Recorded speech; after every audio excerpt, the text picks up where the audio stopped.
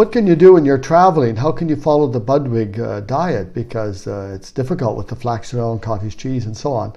Well, it depends on the kind of trip you're making. If it's a car trip and you're able to bring a cooler and put the dairy and the flaxseed oil in there and keep it nice and cold, then that's not too much of a problem.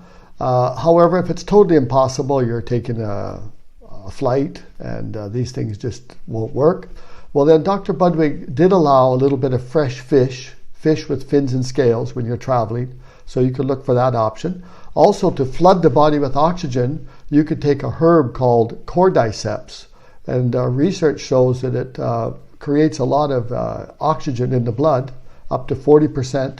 So that's a good option. Take cordyceps on an empty stomach, and those are the two options you have when you're traveling.